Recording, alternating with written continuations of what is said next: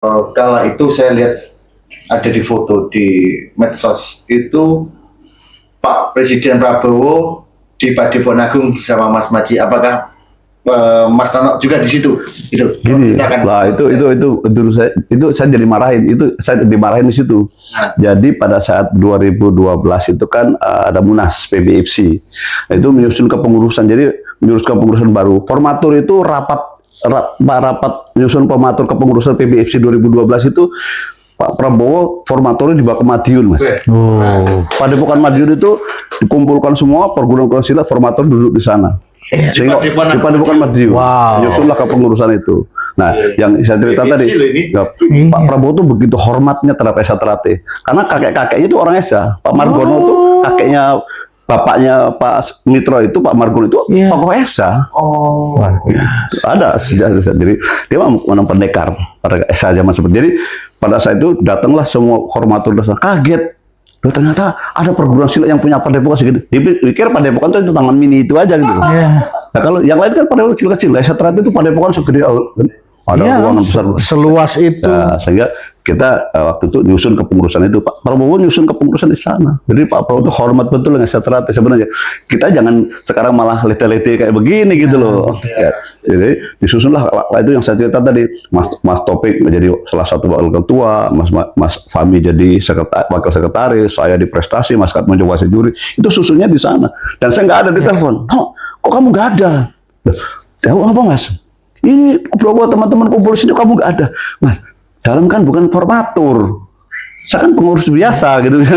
Kok kamu saya taruh untuk ngurus prestasi supaya ya apa jagain adik-adiknya. Oh siap kalau dawahnya Mas Maji. Kita semua. Jadi Mas Maji itu rapi, Mas. Jadi nyusunnya itu rapi.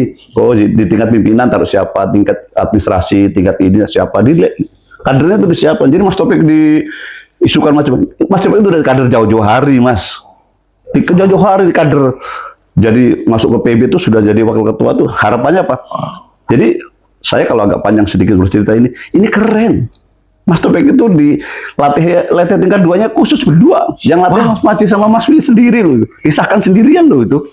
Karena waktu itu Mas Maji itu cari siapa tokoh yang kira-kira bakal menggantikan dia. Dimuter-muter cari kemana-mana nggak nemu.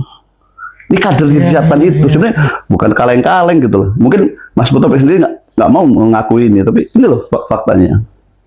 Disahkan 3-2. Luar biasa. Sehingga pada saat Mas Wi putuskan 2016 menolak Mas Topik, taruh jadi ketua, Mas Murjoko anggaplah waktu itu udah clear. Kenapa? Mas Topik untuk ketua supaya untuk eksternal, urusan PBFC, urusan KOI pemerintah kan Mas Topik yang mantan dirjen. Hubungannya luas. Nah, Mas Murjoko harus siap ngurusin yang Madiun. Asetnya, tentang pengesahan, udah berbagi tugas. Sudah berbagi tugas dengan Malu saya, Mas Wiono sudah arif dan bijaksana menentukan ini. Betul. Hanya orang-orang yang kanan kiri yang nggak puas itu sehingga menggoreng hal jadi seolah-olah jadi kayak begini. Ini nih jadi saya curhat sama Pak Jokowi. Saya hanya karena waktu pengumuman itu kami duduk di belakang. Mau diumumkan Patu Parlo itu ada Mas Taufik, ada Mas Pur, saya, Mas Maulana, ada satu lagi si Mas orang media tuh orang yang di Madiun tuh siapa itu kita ngobrol kita duduk menunggu sampai keputusan keluar itu, tapi digoreng-goreng masalah Pak Suara itu kan jadi kacau balau kan gitu. Orang-orang nggak bertanggung jawab lah menurut saya. Siap. Saya satu lagi, Mas. Ini pertanyaannya berat-berat. ini kan lagi Mas. Asik bener ini, Mas. Tapi kan hanya kedekatan. Boleh dong. Kan hanya cerita kedekatan kita yang saya tahu dengan Mas Maji seperti apa. Kacamata saya loh. Satu aja lagi Mas Nano.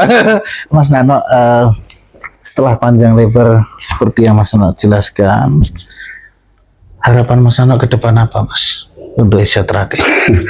Udah, Mas, kalau saya kan ikut disuruh ditugasi untuk di PBFC, kan saya bergaul dengan perguruan-perguruan lain seluruh Indonesia ini, bahkan beberapa pelatih silat dunia kan silat sudah menata diri bagaimana silat ini go internasional, mau pencatatan Olimpik, mau Asian Games lagi. Tapi kita nggak punya peran, kita nggak punya kontribusi karena kita ribut sendiri. Maksud saya kalau boleh meminta sama abang-abang saya, kakak-kakak saya, sepupu-sepupu saya, ayo dong sudah diakhiri di sini.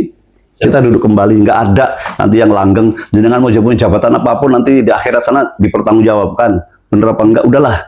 kita masuk nggak yakin sih sama guru-guru kita gitu loh.